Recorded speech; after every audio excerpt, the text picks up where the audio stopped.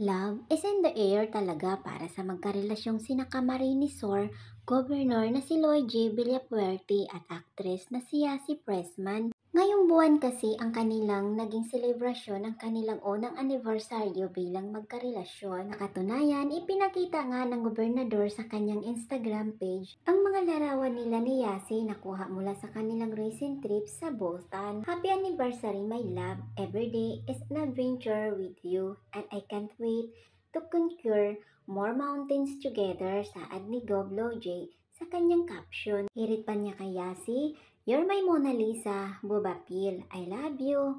With heart emoji face, with blooming a kiss emojis. Sa comment section ay agad namang makikita ang komento ng actress, "To my sweetest hero, I love you forever." Crying emojis, heart emojis, tugon ni Yasi. Maging ang fan group na sumusuporta sa Viva Actress ay nagpaabot ng kanilang pagbati sa lovebirds. Happy anniversary Goblogy, Anya si Pressman with heart emoji. Nagreply naman ang actress at nagpasalamat sa mga tagahanga. Everyday I wake up, thankful to the Lord that I have you in my life, crying emoji.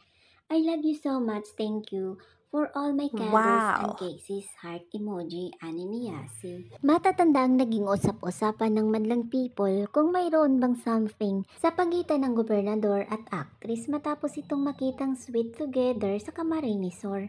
Matagal na ring na-link sina Yasi at Goblogy bago sila tuluyang umamin sa publiko tungkol sa kanilang relasyon. Pero nitong February 2024 ay may pa-hard launch ang actress nang ibahagi nito ang mga kuhang larawan mula sa isang local fashion event na ginanap sa National Museum of the Philippines. Huling party ng post ay isang short video kung saan nagkiss sila ni Yasi at Loigi.